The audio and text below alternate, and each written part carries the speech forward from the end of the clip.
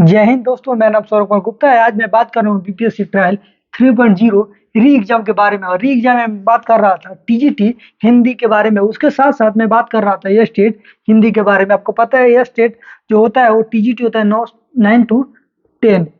ठीक वैसे ही होता है टीजीटी। यानी जो ये स्टेट और टीजीटी का सिलेबस लगभग सेम है, जिसमें 80 नंबर ये पूछता है, उसमें 100 नंबर ऐसे भी ये भाषा से पूछता है। तभी जो इसका तैयारी करेंगे तो इसका भी अब तैयारी आपका हो जाएगा। यानी आज बात कर रहे थे टॉपिक वाइज में। जो यूट्यूब पर मेरा जो वीडियो आता है वो टॉपिक के अनुसार आता है। जो मोस्ट जरूरी जो रहता है वो टॉपिक आता है। 14वां टॉपिक है जो मेरे यूट्यूब पर वीडियो है।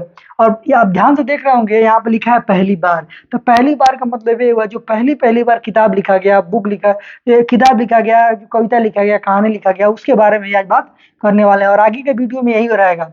और बात करते हैं यहाँ सबसे पहले पहला प्रश्न, हिंदी साहित्य के इतिहास। यानी हिंदी का जो साहित्य है उसमें भी एक इतिहास है। इतिहास लेखन का सबसे पहला प्रयास, यानी जो सबसे पहला प्रयास किया गया था वो विदेशी राइटर थे जिसका नाम था फ्रेंच, यानी फ्रेंच विद्वान गार्जा द तासी। ये सबसे ज्यादा जरूरी प्रश्न है और ये बार बार बीपीएससी के द्वारा पूछा गया है। बीपीएससी के द्वारा यह प्रश्न पूछा गया है और 1.0 वाला में पूछा था।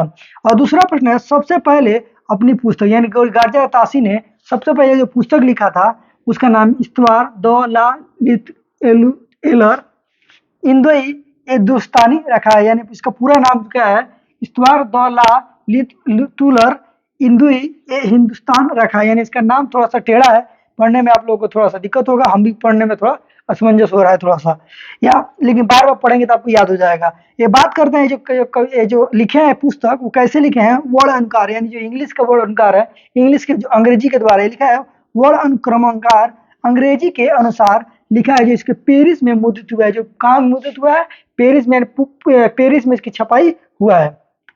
यह प्रश्न पूछ सकता है कि कैसे लिखा गया था, तो वह अनुक्रमार। और यहाँ एक प्रश्न दे दिया होगा वो कैसे लिखा गया है, तो काल अनुसार। यानी प्रश्न पूछ सकता है कि किस अनुसार लिखा गया था। फिर आते हैं शिव सिंह सरोज हिंदी की भाषा में, यानी फ्रांस में थे, फ्रांस राइटर ये थे। और हिंदी में शिव सिंह सरोज यानी अपने नाम से, सरोज के नाम से हिंदी भाषा में कैसे लिखा था, हिंदी भाषा में। बीपीएससी 1.0 में यह प्रश्न पूछा था किस भाषा में लिखा था, तो कौन लिखा था, शिव सिंह सेंगर ने लिखा था। फिर आते हैं जॉर्ज ग्रियर्सन। अब जॉर्ज ग्रियर्सन के बारे में तो आपने सुना होगा, काफी प्रचलित है।